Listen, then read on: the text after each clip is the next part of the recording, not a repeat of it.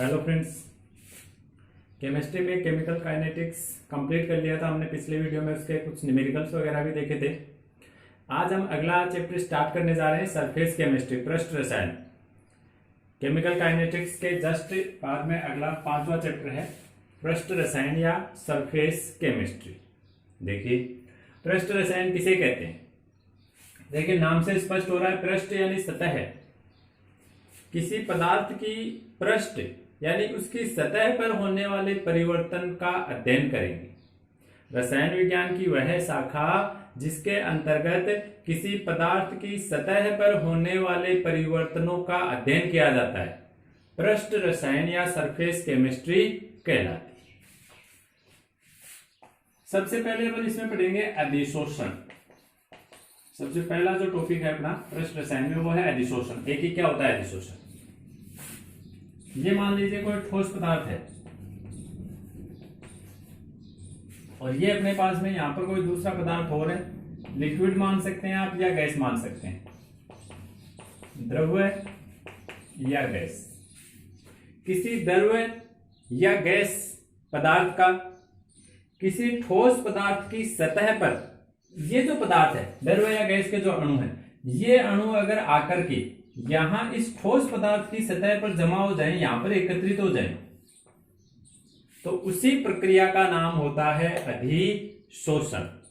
अर्थात किसी ठोस पदार्थ की सतह पर द्रव या गैसीय पदार्थों के कणों का एकत्रित होना या जमा होना अधिशोषण कहलाता है। सीधी सी परिभाषा है अधिशोषण। अधिशोषण से संबंधित कुछ दो चार छोटी छोटी परिभाषाएं और देखिए कौन कौन सी। एक होता है अधिशोष्य, एक होता है अधिशोषक। दो अलग अलग चीजें हैं। ये जो पदार्थ है, जो ठोस पदार्थ दूसरे पदार्थ को अपनी सतह पर अधिशोषित कर रहा है, ठोस या कई बार ये जैसे लिक्विड भी हो सकता है, द्रव भी हो सकता है, बाकी ज्यादातर ये ठोस ही होता है। वह पदार्थ जिसकी सतह पर किसी दूसरे पदार्थ का अधिशोषण होता है, एकत्रित होता है, जमा होता है, इस पदार्थ को तो हम कहेंगे अधिशोषक। अधिशोषक वह पदार्थ जो दूसरे पदार्थ को अपनी सतह पर अधिशोषित करता है, उसको क्या कहते हैं? अधिशोषक। और ये वाला जो पदार्थ है जो आकर के इस ठोस की सतह पर अधिशोषित हो रहा है, इसको हम कहते हैं अधिशोष्य। वह पदार्थ जो अधिशोषक की सतह पर अधिशोषित होता है, एकत्रित होता है या जमा होता है, अधिशोष्य कहलाता है। एक होता है अंतरापृष्ठ, अंतरापृष्ठ। एक होता है सक्रिय केंद्र।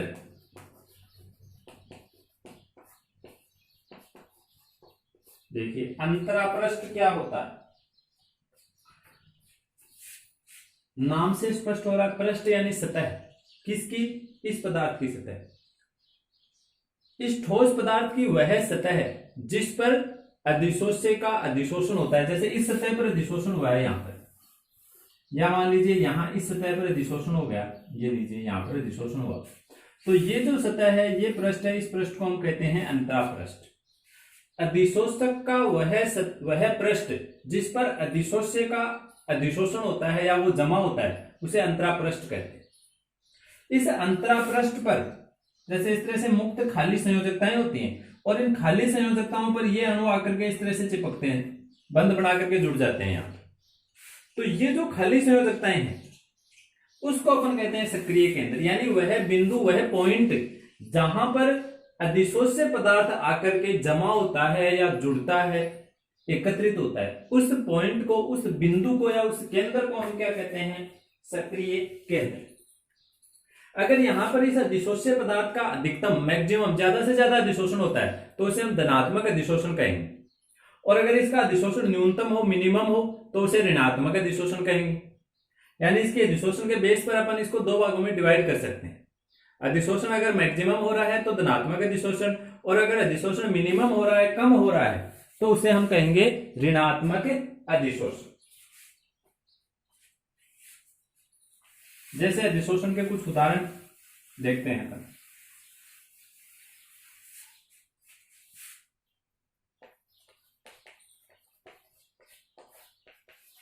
जैसे नारियल चारकोल, जो नारियल का चारकोल होता है ये एक बढ़िया अधिशोषक होता है गैसों के लिए। ध्यान रखना, नारियल का चारकोल सभी प्रकार की गैसों को लगभग अपनी सतह पर अधिशोषित कर लेता है, चाहे वो कोई भी गैस हो।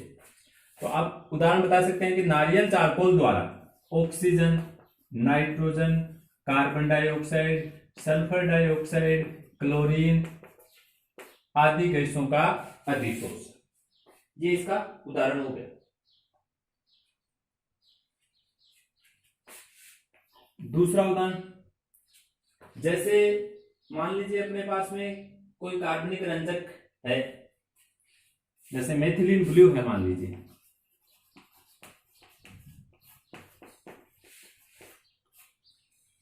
जल के अंदर मेथिलीन ब्लू रंजक होता है, रंजक यानी कलर।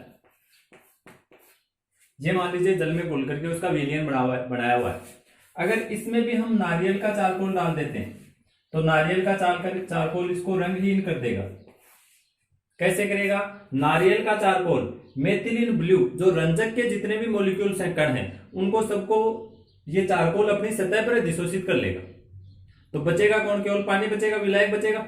विलेय पदार्थ मेथिलीन ब्लू के जितने भी मॉलिक्यूल हैं उनको नारियल का चारकोल अपनी सतह पर अधिशोषित कर लेगा। तो मेथिलीन ब्लू का जो विलयन है वो थोड़े ही समय में कैसा हो जाएगा? रंगहीन हो जाएगा। अगला उदाहरण, जैसे प्लेटिनम धातु, पैलेडियम धातु या निकेल धातु, इन धातुओं के द्वारा हाइड्रोजन गैस का अधिशोषण, 11th क्लास में पढ़ा हमने हाइड्रोजन वाले चैप्टर में कि हाइड्रोजन गैस को जैसे इनके संपर्क में लाते हैं तो ये धातुएं तुरंत हाइड्रोजन को अपनी सतह पर अधिशोषित कर लेती। नंबर 4, अगला उदाहरण है सिलिका जेल, वायुमंडलीय नमी को अधिशोषित कर लेता है। जैसे अपने वायुमंडल में अगर नमी ज्यादा है, रूम में नमी ज्यादा है, तो अगर हम सिलिका जेल रख देंगे तो वायुमंडलीय जो नमी है उसको सिलिका जेल क्या कर लेगा? नमी को अपनी सतह पर अधिशोषित करके और वायुमंडल में जो नमी है उसको कम कर देता है। जैसे मेथिलीन ब्लू का, वैसे ही आप शर्करा का विलयन ले सकते हैं। शर्करा का विलयन लेकर के उसमें भी अगर चारकोल कोई जानता हो या नारियल चारकोल डाल दिया जाए तो जो शर्करा का विलयन है उसमें अगर जैसे आप चारकोल डालेंगे तो चारकोल क्या करेगा? जितने भी रंजक शर्करा के मॉलिक्यूल हैं उनको अधिशोषित कर लेगा और शर्करा का जो विलयन है वो कैसा हो जाएगा? कलरलेस हो जाएगा, रंगहीन हो जाएगा अधिशोषण के कारण। तो ये अधिशोषण के कुछ नॉर्मल उदाहरण है, आपको 2-3 उदाहरण नॉर्मली ध्यान में रखना है।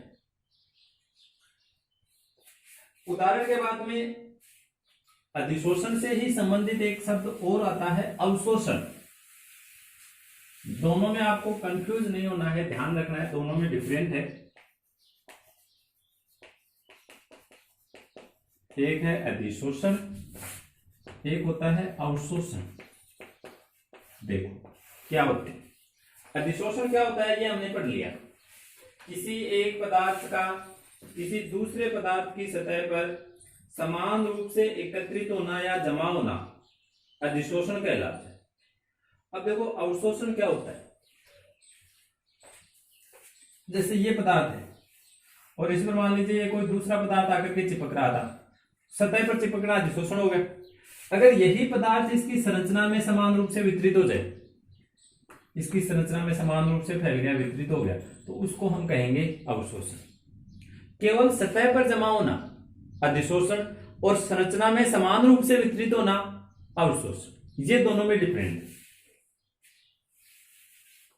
तो ध्यान रखिए, ये तो क्या होता है? पदार्थ का सतह पर जमा होना और ये पदार्थ का समान रूप से उसकी संरचना में क्या होना? वितरित हो जाना अवशोषण कहलाता है। डिफरेंट हो गया दोनों। इसके अलावा जो अधिशोषण की प्रक्रिया है ये एक सतही परिघटना है, क्योंकि ये तो सतह पर ही कंप्लीट होती है, जबकि जो अवशोषण की प्रक्रिया है यह है कंप्लीट संपूर्ण पदार्थ की घटना है, क्योंकि संपूर्ण पदार्थ में समान रूप से फैलता है, संपूर्ण पदार्थ की घटना है, जबकि अधिशोषण एक सतही घटना है। अधिशोषण हमेशा समान स्पीड से होता है, जबकि अवशोषण प्रारंभ में शुरू में फास्ट होता है और बाद में स्लो हो जाता है। डिफरेंट है दोनों। अधिशोषण समान गति से होता है, जबकि अवशोषण शुरू में फास्ट होता है, उसके बाद में धीरे धीरे स्लो हो जाता है। जैसे उदाहरण देखिए दोनों के, जैसे सिलिका जेल और यहां ले सकते हैं निर्जल कैल्शियम क्लोराइड। सिलिका जेल नमी को अधिशोषित करता है, जबकि निर्जल कैल्शियम क्लोराइड नमी का अवशोषण करता है। सिलिका जेल नमी का क्या करता है? अधिशोषण करता है, नमी को अपनी सतह पर जमा करता है, जबकि जो निर्जल कैल्शियम क्लोराइड है यह नमी को समान रूप से अपनी सतह के अंदर यानी उसका क्या कर लेगा? अधिशोषण कर लेगा। यदि किसी प्रयोग के दौरान ये दोनों घटनाएं एक साथ हो रही हैं, दोनों घटनाएं एक साथ भी हो सकती हैं कई बार, तो उसे कहा जाता है शोषण।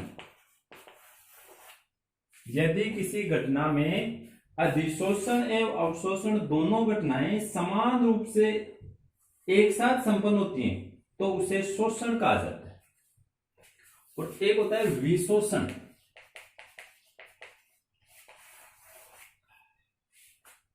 अधिशोषण का अपोजिट। अधिशोषक की सतह पर अधिशोषक का जमा होना अधिशोषण कहलाता है, और अधिशोषक की सतह से अधिशोषक का वापस अलग होना, जैसे ये इसकी सतह पर जमा हुआ है, चिपका हुआ है, और इसका यहां से वापस अलग हो जाना, इसका अपोजिट हो गया ना अधिशोषण का, उसको अपन क्या कहते हैं? विशोषण कहा जाता है, उसे विशोषण कहते हैं। दोनों घटनाएं अगर साथ साथ होती हैं तो उसे शोषण कहते हैं। तो कुछ उदाहरण शोषण के भी देख लेते हैं अपन, एक दो उदाहरण देखिए। जैसे प्लेटिनम, पैलेडियम और निकेल, इन धातुओं के द्वारा हाइड्रोजन गैस शुरू में हाइड्रोजन इनकी सतह पर अधिशोषित होती है। शुरू में क्या हुआ? अधिशोषण हुआ, अधिशोषण। हाइड्रोजन गैस इन धातुओं की सतह पर अधिशोषित होती है और कुछ समय पश्चात वही हाइड्रोजन गैस उसकी संरचना में समान रूप से वितरित हो जाती है, यानी थोड़ी देर बाद में अधिशोषण से क्या हो गया? अवशोषण हो गया। दोनों घटनाएं होगी, पहले हाइड्रोजन गैस का अधिशोषण हुआ और बाद में हाइड्रोजन गैस का क्या हो गया? अवशोषण हो गया। शोषण का उदाहरण हो गया। दूसरा उदाहरण, जो रंजक होते हैं कलर, इनका रेशों पर पहले अधिशोषण होता है। जैसे अपन किसी रेशे को रंजक के विलयन में डुबोएंगे तो जो रंजक है वो रेशों की सतह पर अधिशोषित हो जाता है और कुछ समय पश्चात उसका रेशे की संरचना में क्या हो जाता है? अवशोषण हो जाता है। यानी पहले हुआ अधिशोषण, बाद में क्या हो गया? अवशोषण। दोनों के उदाहरण हो गए। तो ये शोषण के कुछ उदाहरण। तो ये अधिशोषण से संबंधित कुछ परिभाषाएं, इससे मिलता जुलता एक अवशोषण। नॉर्मली 4-5 परिभाषाएं हैं, तो इनके सबके एक दो उदाहरण आपको ध्यान में रखने, बेसिक चीज है इसकी। फिर इसके बाद में अपन देखते हैं अधिशोषण उष्मागतिकी के अनुसार कैसे संपन्न होता है। उष्मागतिकी और अधिशोषण, इन दोनों का क्या संबंध है? उष्मागतिकी का क्या मानना है? उष्मागतिकी विद्युत ऊर्जा की समीकरण आपके ध्यान में होगी, डेल जी बराबर del H minus T del S. अगर किसी रिएक्शन के लिए डेल जी का मान माइनस में आ गया तो वो स्वतः परिवर्तित रिएक्शन होगी, और डेल जी का मान अगर प्लस में आ गया तो वह रिएक्शन अस्वतः परिवर्तित होगी। ध्यान रखना है अपने। अब देखिए अधिशोषण के अंतर्गत क्या होता है। अधिशोषण में एक होती है मोलर अधिशोषण उष्मा।